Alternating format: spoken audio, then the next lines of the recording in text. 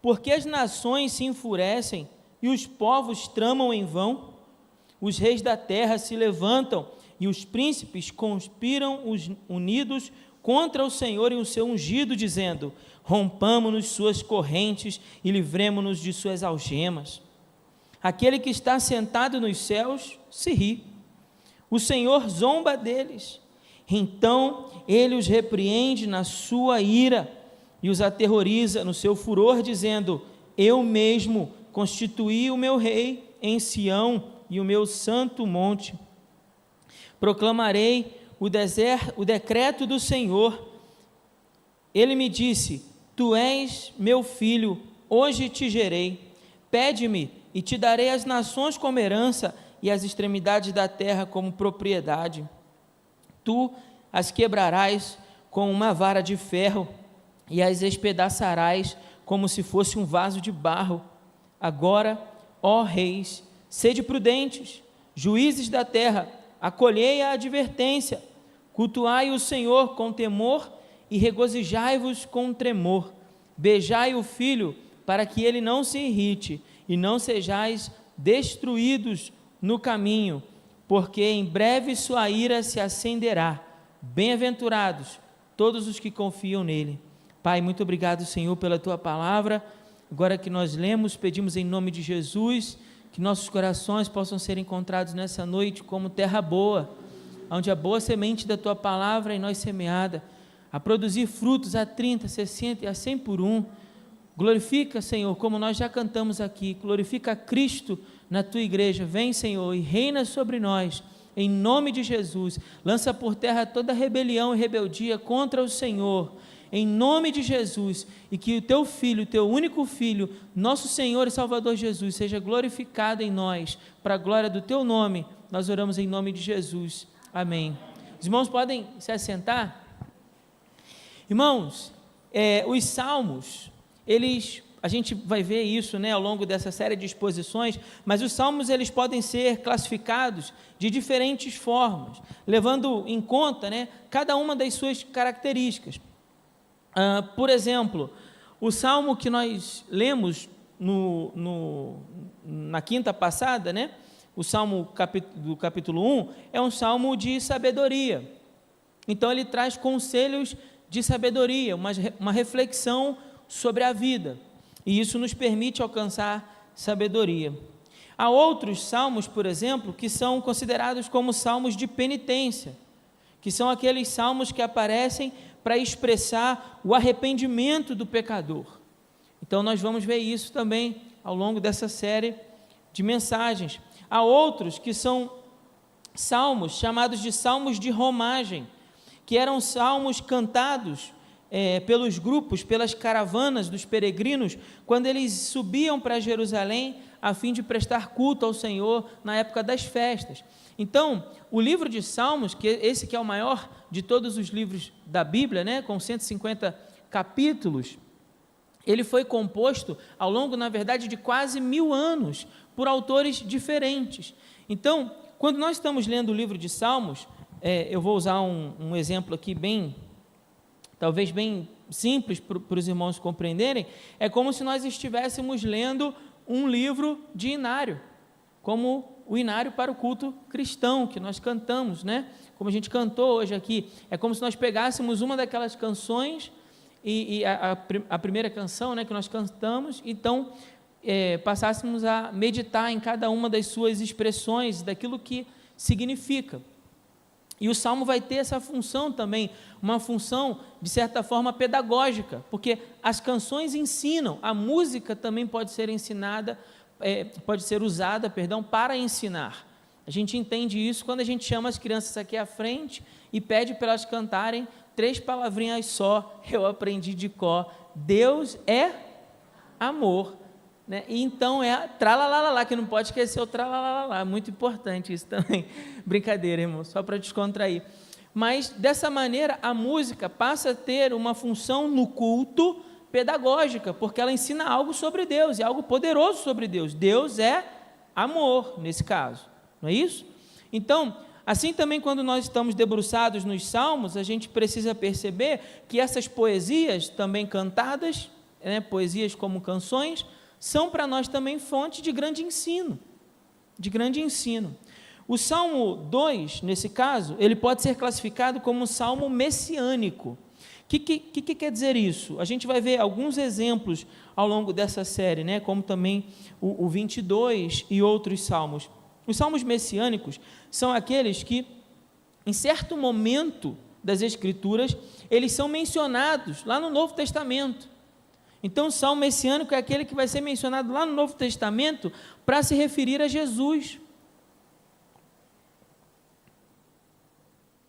e o seu reinado eterno. Então, muitas vezes vamos ver que esses salmos, a gente pode fazer uma ponte lá no Novo Testamento e perceber a relação, como esse salmo aponta para Jesus e como o Evangelho de Cristo Jesus nos permite compreender esse salmo. Eu vou repetir esse detalhe, essa última afirmação que eu fiz, irmãos, porque isso nos ajuda muito a compreender alguns textos da Bíblia.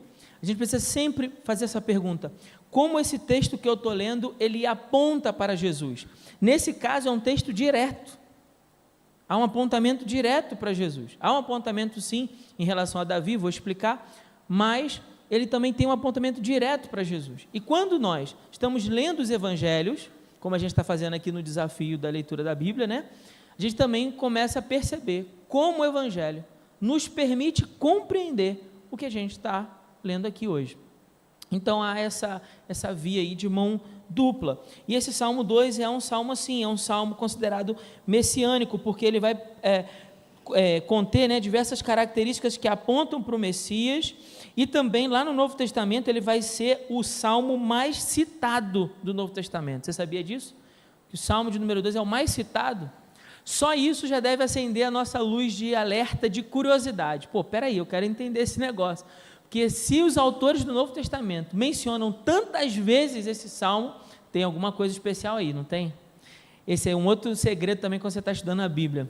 Se você está lendo um texto e há uma repetição ali, insistente em algum termo, alguma expressão, pode acender o alerta que o autor tinha algo para nos mostrar. E é claro que isso acontece com esse salmo, né, como eu mencionei aqui, citado aproximadamente 20 vezes ao longo do Novo Testamento. Esse salmo, historicamente, ele trata de Davi. Então, do ponto de vista histórico, está falando do rei Davi, porque o rei Davi vai sofrer muita oposição dos povos à sua volta. Ok, a gente entende isso. O rei Davi lutou diversas batalhas, né, por Israel. Mas, além disso, há características nesse salmo que apontam para algo que é maior do que Davi. E isso também fica claro. Então, embora o salmo trate do rei Davi e da oposição enfrentada por Davi, esse salmo também expressa uma característica profética, porque aponta para algo que vai acontecer no futuro. Aponta para algo que vai acontecer no futuro.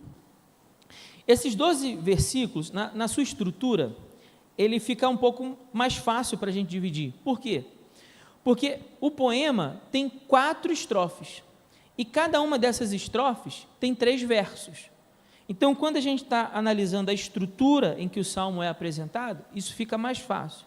Eu vou explicar e aí os irmãos vão conseguir perceber isso também. Eu dividi da seguinte maneira, respeitando a própria estrutura que o salmo nos apresenta. Primeiro, a rebelião das nações. Isso vai aparecer do verso 1 até o verso 3. A segunda estrofe fala do Senhor zombando das nações. Isso vai do 4 até o verso 6. Depois, o Messias é proclamado sobre as nações, né? No caso, o filho do rei é proclamado sobre as nações. Isso vai do 7 até o 9. E, por fim, o conselho de Deus às nações, do verso 10 até o verso 12. Então, são 4 estrofes muito tranquilas para a gente mergulhar e conseguir aprender um pouco as suas lições. Como eu já disse, já expliquei isso para quem veio na quinta passada, o nosso objetivo não é fazer aqui uma exposição pormenorizada de todo o Salmo, tá certo? Isso levaria muito mais do que 20 minutos. Então, eu vou aqui me atinar para os pontos mais importantes, tá bom? Aqueles que eu considerei ser os mais dignos aqui de nota, que a gente não pode passar sem perceber isso. Primeiro, a rebelião das nações. Vamos ver de novo o que ele diz. Diz assim: porque as nações se enfurecem e os povos tramam em vão. Por quê? Os reis da terra se levantam e os príncipes conspiram unidos contra o Senhor e o seu ungido. Contra o Senhor e o seu ungido. Dizendo: rompamos suas correntes e livremo-nos de suas algemas. Ou seja, eles querem se livrar, eles querem se rebelar contra o Senhor e o seu ungido. Mas por que se rebelar contra o Senhor e o seu ungido? Porque eles acreditam que o mandamento do Senhor é uma prisão. Então, por isso eles querem, a visão aqui, essa rebeldia das nações. E veja, são os reis, são os líderes das nações, os seus príncipes, que conspiram unidos contra o Senhor. Eles conspiram contra o Senhor, eles insurgem, um motim dos seus povos contra Deus. É uma rebelião não só contra o rei, como eu disse, Davi, mas contra o próprio Deus. E essa aqui é uma expressão de admiração do salmista. O salmista, quando ele faz essa pergunta, por que as nações se enfurecem e os povos tramam em vão? Quando ele faz essa pergunta, ele não espera uma resposta. Ele não está esperando a resposta. É aquelas perguntas que você faz, mas você não quer responder. Porque é uma expressão, ele está admirado. É como se ele dissesse assim: como pode os reis se rebelarem contra Deus e o seu ungido? Como eles podem conspirar e armar planos? Isso é em vão, isso é inútil, são pensamentos inúteis, são pensamentos vãs. É sua rebeldia contra Deus. Agora, essa rebeldia dos povos, ela vem desde o Éden. Porque lembra, quando a serpente se apresenta lá a Eva, ela diz: olha, você comer da árvore, você será como Deus. Então veja que o sentimento, o coração humano e posteriormente o coração caído do homem, ele tenta se colocar no lugar de Deus. Ele quer depor Deus do seu trono para que ele possa ocupar esse lugar. Então não é só tirar Deus do trono que governa, mas é colocar outro lá. Quem? Eu mesmo. Entende? O nosso coração caído, o nosso coração corrompido pelo pecado, deseja se rebelar contra Deus e a sua vontade. Então o coração caído do homem, ele luta contra o mandamento do Senhor, ele luta contra a vontade do Senhor. Lembram de Gênesis capítulo 11 e a Torre de Babel? O que os homens ali então decidem fazer? Vamos nos ajuntar, vamos construir uma torre e nós vamos exaltar o nosso nome pelas nações.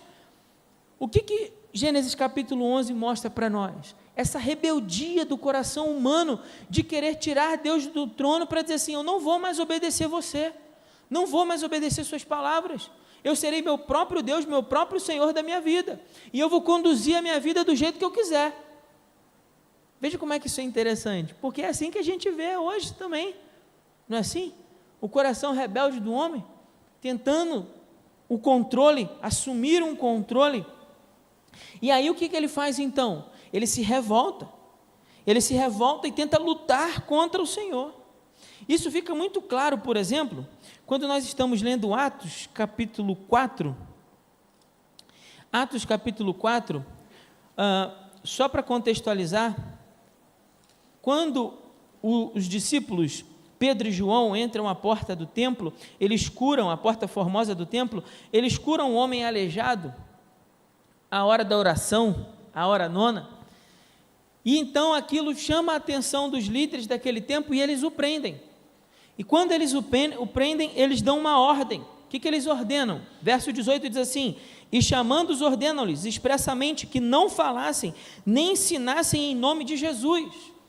Ou seja, eles estão ali conspirando, os líderes conspirando contra o ungido do Senhor. E diz mais: mas respondendo Pedro e João disseram-lhe: julgai se é justo diante de Deus, dar ouvidos a vós e não a Deus, pois não podemos deixar de falar das coisas que vimos e que ouvimos. Mas eles os ameaçaram ainda mais, e não achando motivo para castigá-los, soltaram por causa do povo, porque todos glorificaram a Deus pelo que acontecera, pois o homem em quem se opera a cura miraculosa tinha mais de 40 anos.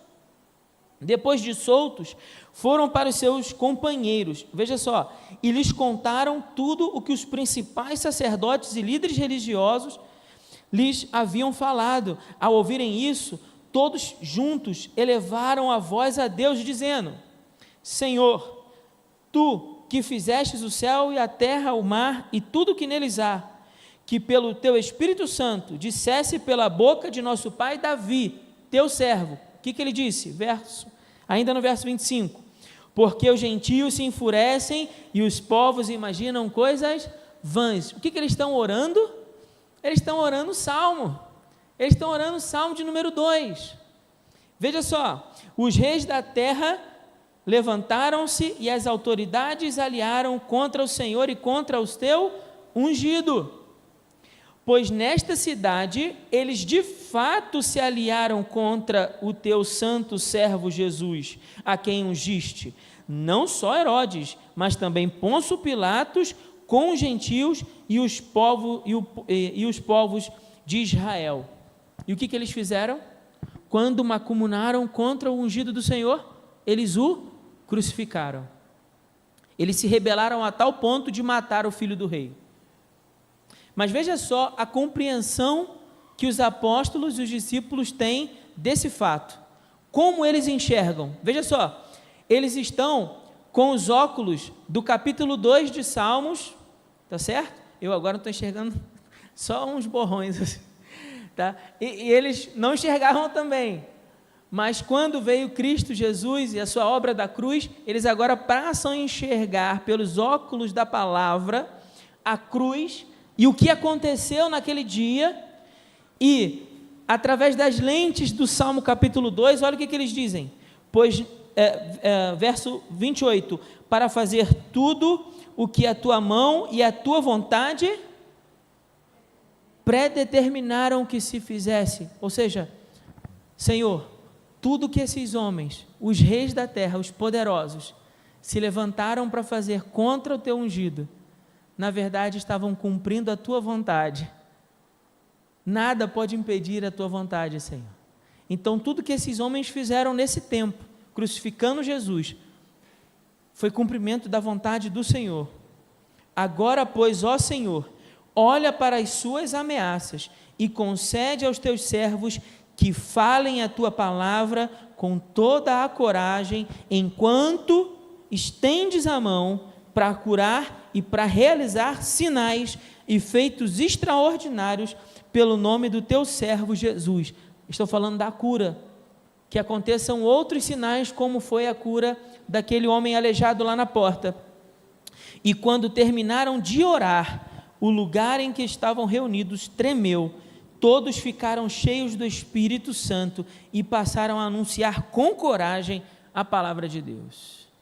Irmãos, é pena que não dá para a gente mergulhar muito, porque a hora urge, mas o que eu estou querendo dizer com essa leitura do capítulo 4?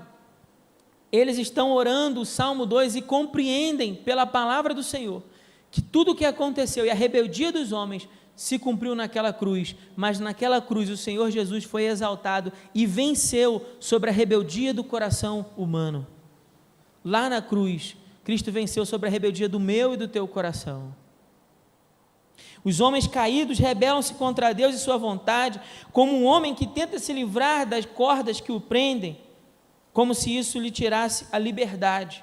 No entanto, a verdadeira liberdade só pode ser encontrada quando nos sujeitamos a Deus e buscamos fazer a sua vontade. No verso 13 eles falam: rompamos suas correntes e livremos-nos de suas algemas. O que isso quer dizer?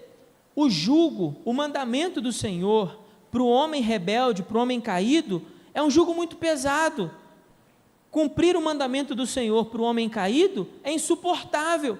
Então o que ele faz? O que o homem no pecado tenta fazer? Ele tenta de todo jeito se livrar das amarras dos mandamentos do Senhor.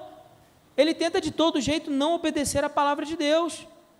Mas eu e você sabemos que para aqueles que foram perdoados em Cristo Jesus, que foram vivificados em Cristo Jesus, que foram salvos em Cristo Jesus, o mandamento do Senhor é suave e o seu fardo é leve.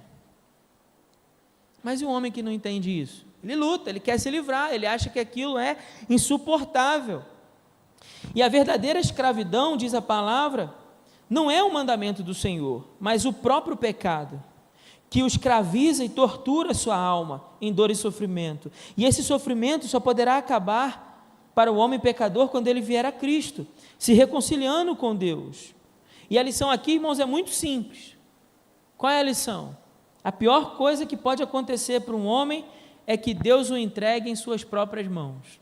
A pior coisa que pode acontecer para o homem pecador é que Deus o entregue aos seus próprios delitos e pecados, à própria corrupção do seu coração.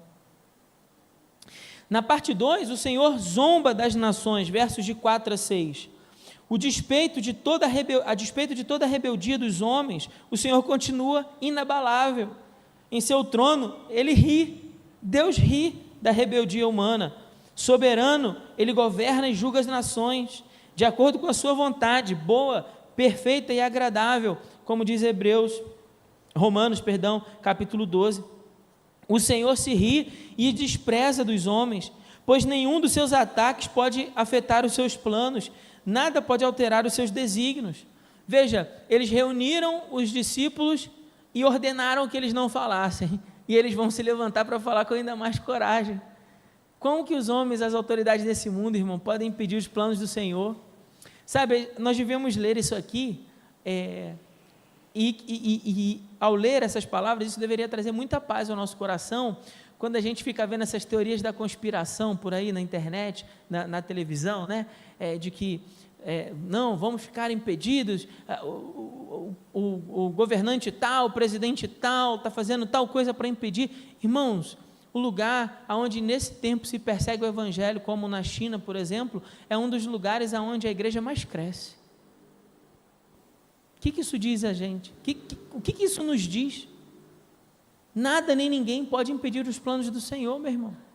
Não tem um governo, um presidente, uma autoridade que busque impedir o progresso do evangelho. Não vai acontecer, isso não vai acontecer.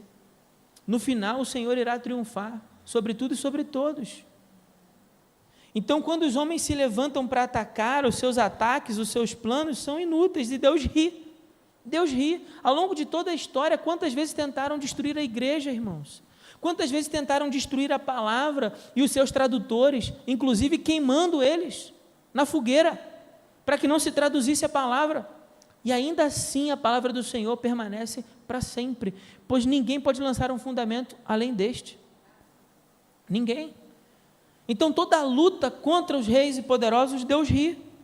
Nesse tempo, Deus está falando aos homens por intermédio da sua graça e chamando os homens ao arrependimento de seus pecados, para que creiam no seu único Filho, Jesus Cristo, nosso Senhor, a quem Ele o fez herdeiro de todas as coisas. Mas chegará o dia em que Deus lhes falará por intermédio da sua ira e chamará todas as nações diante do seu julgamento. Então, nesse tempo, o que nós estamos vendo é Deus chamando os pecadores por obra da sua graça. É isso que nós estamos vendo. Pastor, por que então Deus não julga as nações nos seus pecados? Por que Deus permite a maldade? Por que Deus permite que homens poderosos continuem a triunfar, oprimindo o pobre, oprimindo os justos, oprimindo os santos? Por que Deus permite isso, pastor? Porque nesse tempo, Deus ainda está falando por intermédio da sua graça. Ele oferece aos homens um chamado gracioso, para que eles venham ao arrependimento. Mas chegará o tempo onde Deus não vai mais falar por intermédio dessa graça. E então Deus nos trará julgamento. E aí todos os homens, irmãos, todos os homens estarão diante do tribunal do justo juiz. Em terceiro, o Messias é proclamado sobre as nações, versos de 7 a 9. Agora é o Filho que fala, como rei entronizado diante das nações, com poder e autoridade, ele passa a declarar os decretos do Senhor. Sobre os rebeldes, então, ele é justo e o seu decreto é soberano, que não se pode revogar ou mesmo questionar. Ele manda e os povos terão de obedecer, ele dará uma ordem, todos terão que cumprir. A Bíblia diz que diante de Cristo Jesus no seu trono soberano, todo joelho nos céus e na terra irá se dobrar para declarar que Jesus Cristo é o único Senhor. E não fala só dos crentes não, os não crentes também terão de se dobrar para declarar Cristo como o único Senhor, mesmo que naquele dia, no seu juízo, eles estejam ali para receber a condenação dos seus pecados, ainda assim se dobrarão. E Deus o Pai então concede a Cristo, ao seu Filho, toda a autoridade nos céus e na terra, como está escrito em Mateus 28, verso 18. O Pai prometeu vitória absoluta a Jesus, vitória absoluta, absoluta. Por isso ele diz: pede-me e te darei as nações como herança e as extremidades da terra como propriedade. Olha que coisa maravilhosa. O próprio Deus declara ao filho: me pede. Você lembra do livro de Esther, o costume do rei de dar a um favorecido um pedido? Poderia ser qualquer coisa, lembra disso?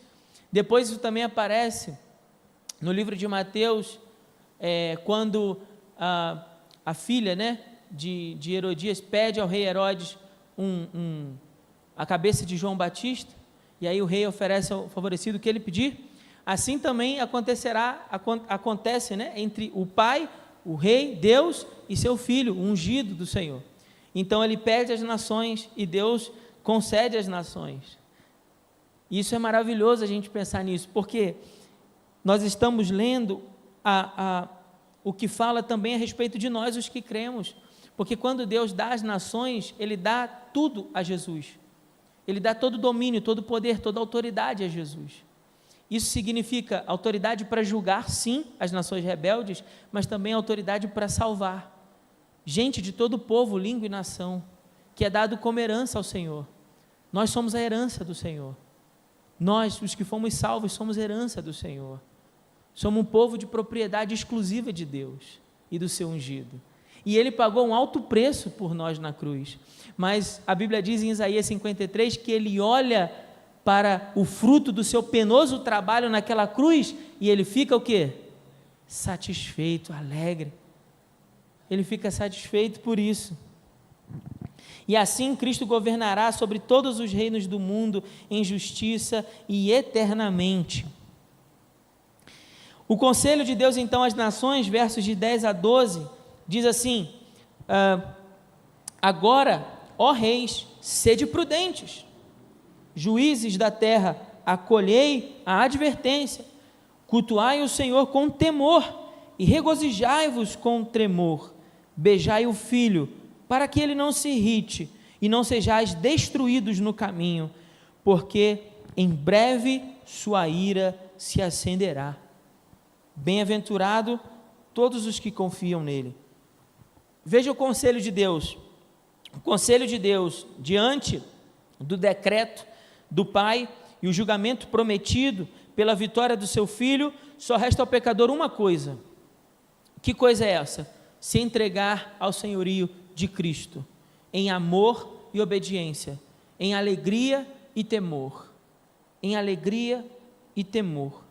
Só resta isso ao pecador: confessar a Cristo em fé e obediência, com alegria e temor, porque o temor sem alegria é tormento, e a alegria sem temor é presunção.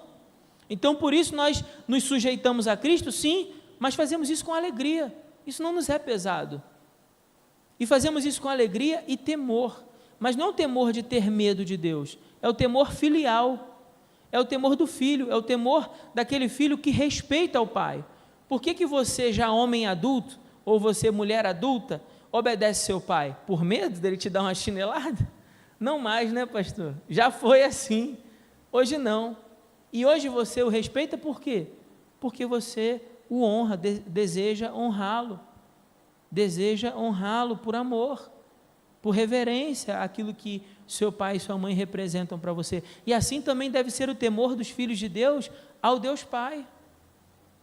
Um temor reverente, um temor filial, um temor repleto de alegria, um temor que não se ressente em se sujeitar, mas que tem prazer nisso, em obedecer. E devemos, ao nos achegar a Cristo, em amor, ele diz: beije o Filho. Quem se achega a Cristo se achega com amor, e esse temor para que ele não se irrite, diz o texto, porque perto está o dia em que julgará as nações com justiça. Esse texto também nos orienta, para aqueles que dizem que demora muito o julgamento do Senhor, não tardará, mas breve virá. Bem-aventurado, ou seja, muito feliz são todos aqueles que confiam nele. Qual é a grande ideia então desse salmo? Rebelar-se contra Deus é loucura, mas um caminho de sabedoria é amá-lo, temê-lo e servi-lo. E quero deixar para os irmãos duas aplicações simples, mas importantes. Para o pecador, o jugo do Senhor é sempre insuportável. Ele luta para se livrar dele com todas as forças, mas para um salvo, obedecer à voz do seu Senhor é um fardo suave e leve, e temos de ter prazer em obedecer aos seus mandamentos. E uma segunda lição aqui é que o Senhor é o príncipe da paz, Jesus é o príncipe da paz. Ainda que se levantem reis e autoridades contra o seu ungido, eles virão e passarão, nós não devemos temê-los por causa disso, porque o Senhor permanecerá para sempre, e o governo do Senhor é soberano sobre tudo e sobre todos, e nada pode alterar os seus planos e o seu desígnio. O Senhor Jesus é o Rei prometido e príncipe da paz, não apenas porque Ele nos confere a paz de Deus, a paz do sentimento, a paz que transcende todo entendimento, mas principalmente porque Cristo é aquele que nos traz paz com Deus, para nós que estávamos em rebeldia, em rebelião. Cristo então é aquele que celebra a paz, para que os homens rebeldes possam se reconciliar com Deus, e é isso que aconteceu comigo e com você, que já entregou sua vida a Jesus. Nós também éramos assim, rebeldes nos nossos pecados, até que um dia encontramos o Evangelho de Cristo Jesus, e esse Evangelho nos trouxe paz com Deus. Deixamos essa vida de rebeldia para nos submeter ao senhorio de Cristo sobre nós. Amém? Que Deus nos abençoe com a sua palavra.